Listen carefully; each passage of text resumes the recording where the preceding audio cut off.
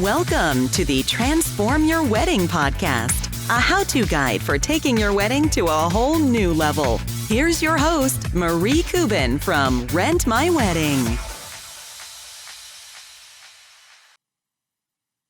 Hey everyone, thanks for checking out the latest episode.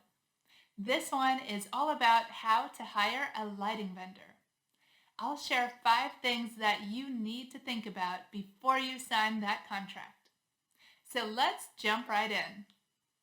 The first thing that you need to do when hiring a lighting vendor is read the reviews. Now I know this is probably a no-brainer, but I just really want to make sure that you guys are checking out reviews on third-party websites. Don't just rely on the little snippets that they put on their own website. Go to places like Wedding Wire or The Knot or Google Reviews and make sure that you're reading their whole track record. Make sure they've got enough reviews over a long enough period of time. And that is the best way to get started because you can narrow down your list just based on the reviews alone. The second thing to consider is the quality. So you might be surprised, but different vendors use different quality levels of products.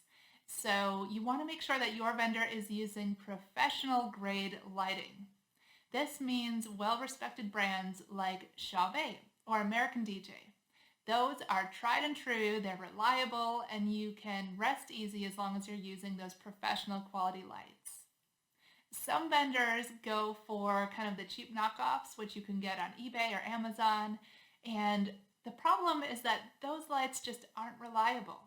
So I've been in the wedding industry for about a decade, and I have so many horror stories about people who have tried the cheap knockoff lighting and it stopped working in the middle of the reception, or it stopped working the night before, and people are scrambling and calling us and trying to get alternatives for their lighting because what they had stopped working without notice.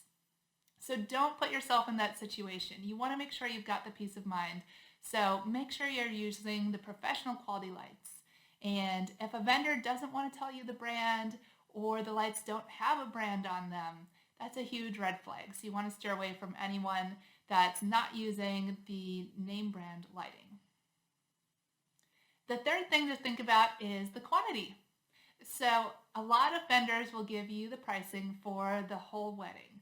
So they might give you an overall cost to do the wedding lighting, and it's not really necessarily broken down into which type of lighting or how many units. So you want to go ahead and ask what kind of lighting exactly are you getting and how many. And then you can actually figure out the price per item. So what is the actual cost of each light fixture that they're bringing? Once you know that, you'll be able to better compare vendors. So one vendor's price might be lower, but it might also have less lighting. So it can be really tough to try to compare based on an overall package price. You really got to get down to the per unit price so that you can really see what you're paying. The next thing to think about when hiring a lighting vendor is the fees. So there are a lot of other fees that can get added on besides that base price for the lighting.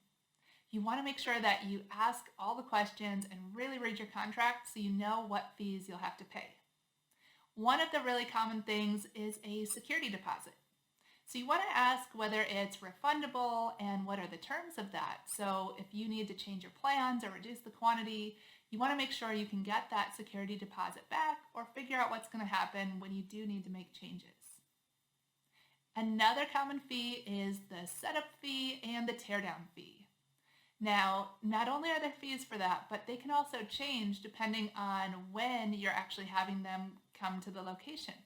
So a lot of times there's a fee for business hours, but it's a higher cost if they've got to come on a Saturday. And it's even more expensive if they have to come after midnight. So make sure you get really specific. Tell them the exact details of your wedding so that you can get really exact pricing and know upfront what all the costs are going to be. The last thing to think about before you hire a lighting vendor is whether you should just do it yourself. So there are actually a lot of great do-it-yourself wedding lighting rental options out there. You might be surprised, but you can actually set up your own lighting. You don't need to have any experience. So things like uplighting and monogram lighting and pin spotting, These are all things you can do yourself. And by setting up your own lighting, you can actually save a lot of money. So it's a great option. You can check it out.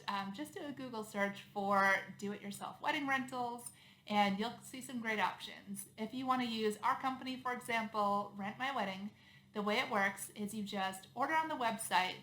We ship everything right to your door, and then after the wedding, you send it back in the same box. And with our company, shipping is always free both ways nationwide, and there are no hidden fees. So the price is exactly what you see on the website. Nothing else ever gets added on. There's no security deposit, and you can always cancel anytime for a full refund. So that's a look at how to hire a lighting vendor. I hope you guys subscribe and check out our other episodes where we explore all kinds of ways to make your wedding look amazing. If you have any questions, feel free to get in touch. I would love to hear from you. My email is marie@transformyourwedding.com. All right, guys. Well, I will see you next time. This podcast is brought to you by Rent My Wedding, your one-stop shop for event rentals. Order online and rentals are delivered right to your door. Shipping is free both ways nationwide.